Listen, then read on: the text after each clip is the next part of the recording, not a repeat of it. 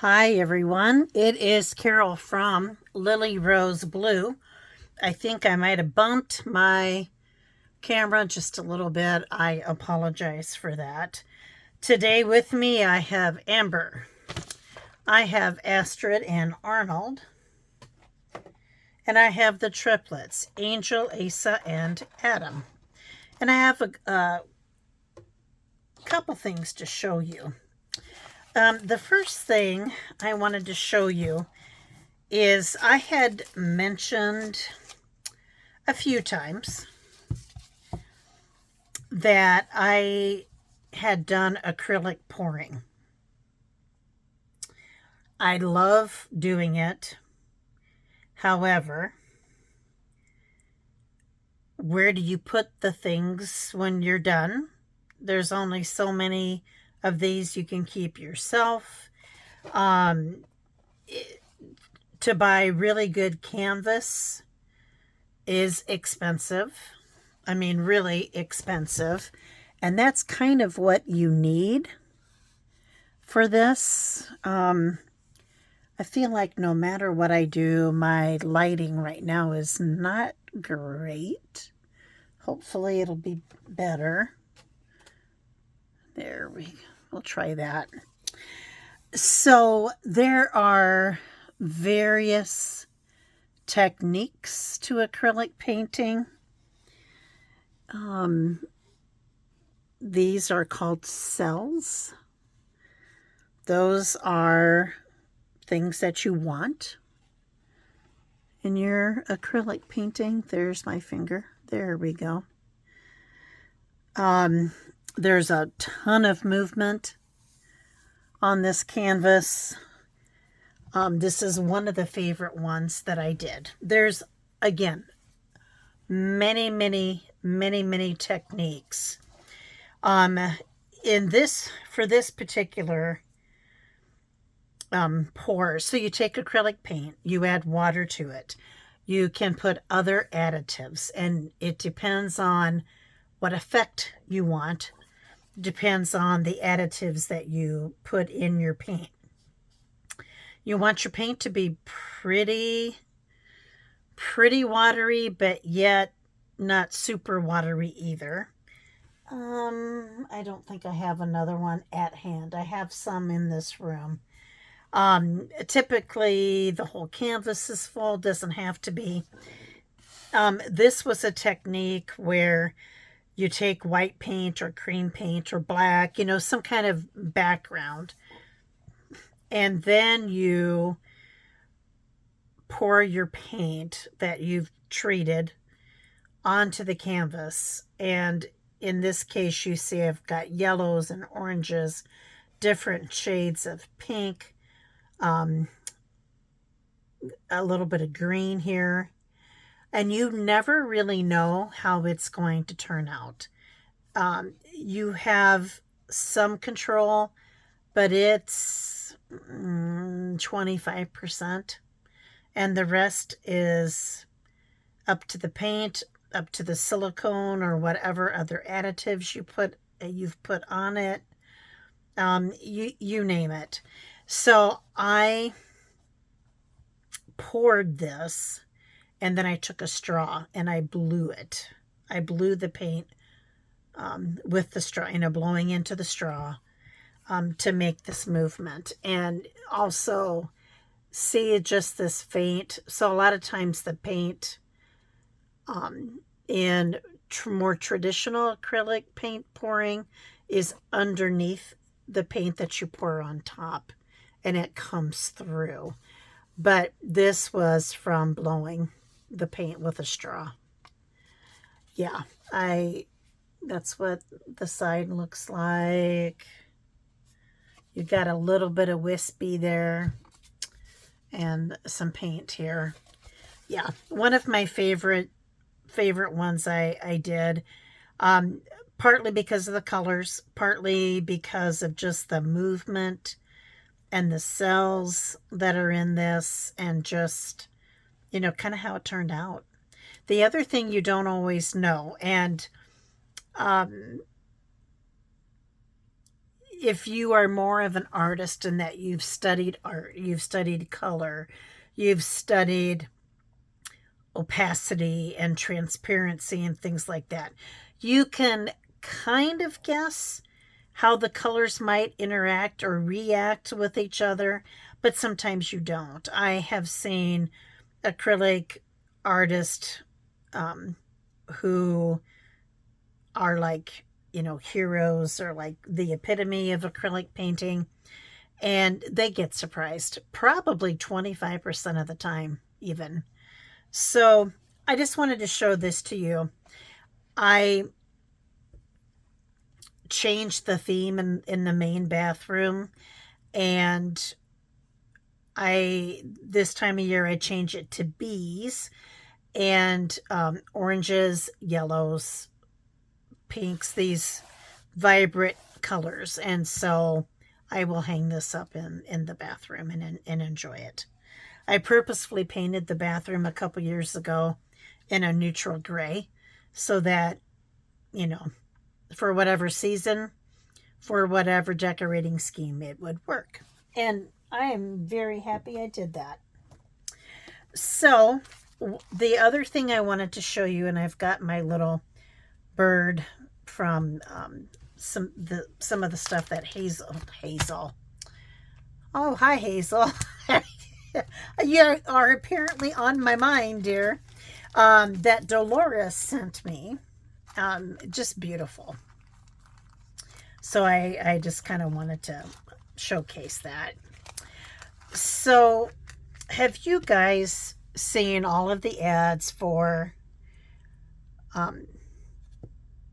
I love art or Inlovearts? I can't go anywhere on the internet or on Facebook or anywhere on social media without seeing ads for that company. I think it's Inlovearts. Excuse me, I had to get a drink. I finally decided, they had a big sale, and I decided I'd order a few things just to test it out. So here's how it comes packaged. Isn't that just the cutest little fox you've ever seen? He's so cute. And I will reuse him. So I'm going to try to carefully take, yep, there we go, Mr. Fox off to be used again. I'll use my rubber eraser to get the adhesive off. Isn't he cute? So this is, and I guess I was prepared to test the stamps. I wasn't prepared to demo this.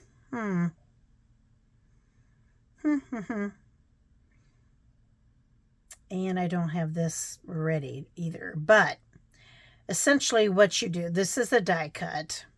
And I'll do another video and show you what happened. So imagine this is a card, and I thought I had, let's just pretend. Okay, so you put this in the sandwich.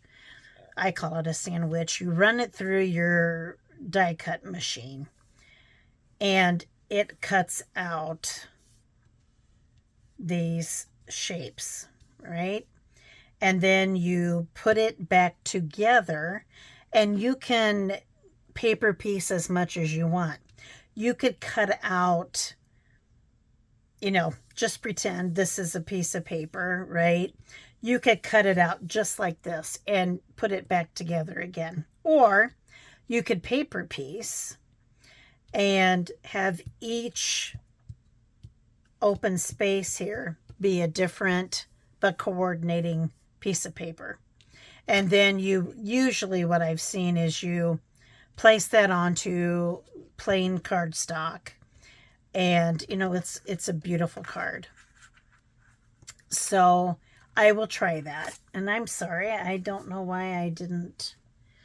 I thought I got my ink ready to test the stamps out, but I didn't think about actually demoing the die cut themselves. So this, of course, there's a multitude of these, you know, different shapes, etc., of these die cuts. Sorry, I am crinkling. And this one, same thing. Okay, Mr. Fox, let go. Come on, Mr. Fox. Whoa. Well, that was fun. So, you know, you can orient this however you would like. This way or that way. Either super cool. Gives you variety in your card making. This happens to say happy birthday, but you wouldn't have to use that if you didn't want to. So those are the two die cuts. They feel pretty standard / sturdy to me, so I think those will be fine. And again, we'll play. And then I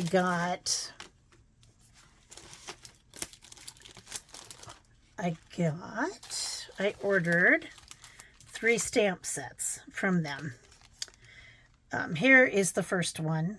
I think you can see. Let me look through the camera and just make sure.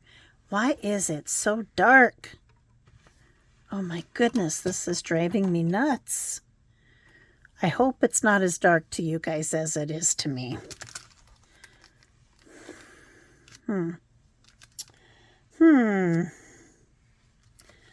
Let's see if I can. Does that help any? I don't know.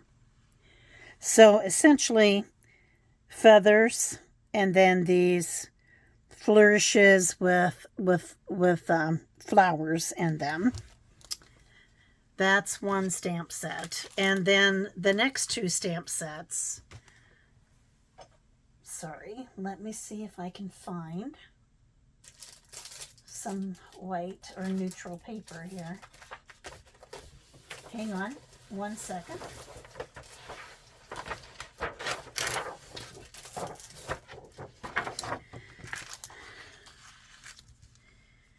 It is, okay, I'll take it out of the bag.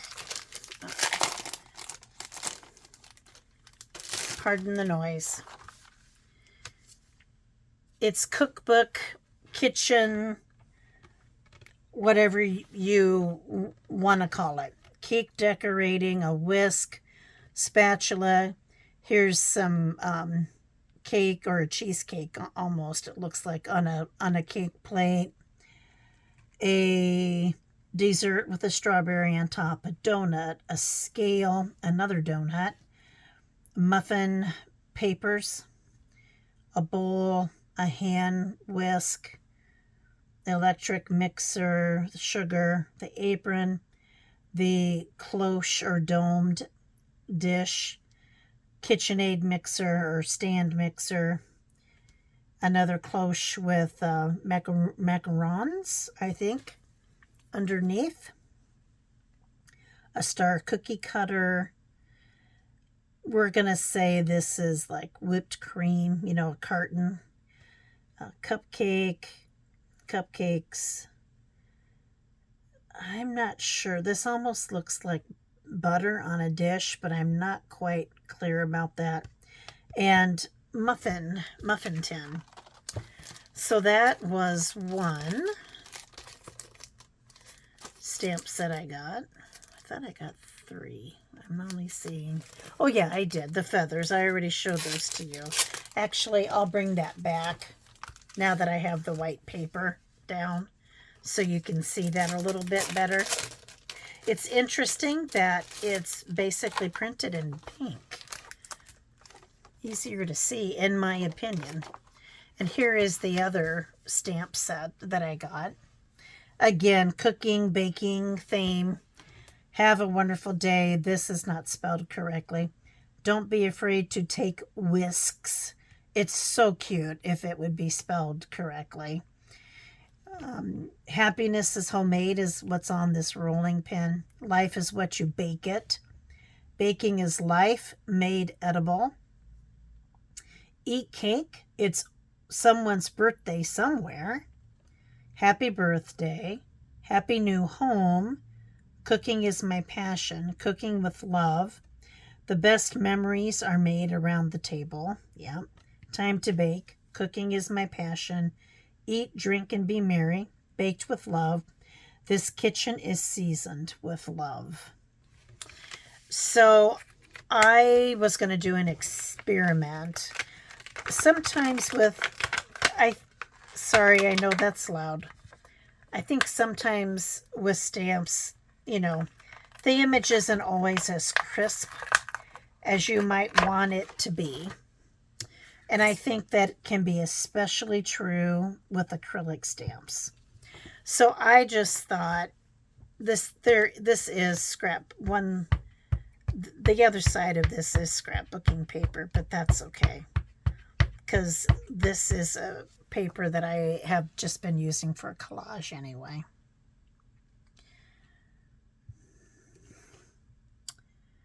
Eat cake. It's someone's birthday somewhere. I would say it's stamping pretty well. Probably what isn't, anything that doesn't look great is because of the operator, not the stamp. Let's do a bigger one. And again, I know this is noisy. This is particularly loud, I think. I don't know. And oh my gosh, the stamps do not want to come off of this sheet. Oh my gosh. I'm afraid I'm going to tear the stamp. I mean, that's, wow. Wow. So I'm not a fan of that. I will say I'm not a fan of that part of it. This is not the best way to stamp, but this was what was handy. Cooking with love. I think that's nice. So yeah, I think these stamps are decent. I'm happy with that. And this is brown, in case you're thinking that seems weird. It's brown. I can't think of anything else to talk about right now, actually. I think this was just meant to be a quick video to show you what I got from either Inlovearts or Inlovearts. I do not think it's an American company, just based on the spelling. You know, it's kind of like sometimes when you get things from Temu, you know, they're not quite spelled correctly. I think this is kind of the same story. But you know, it's pretty cool. I like these. This will be great. Now I just got to get cooking on my, literally cooking on my junk journals. I thought these feathers were very pretty too. And, you know, feathers can be used in a variety of ways as well. So thank you for watching, guys. Take care, stay safe, have fun, and God bless. Bye-bye.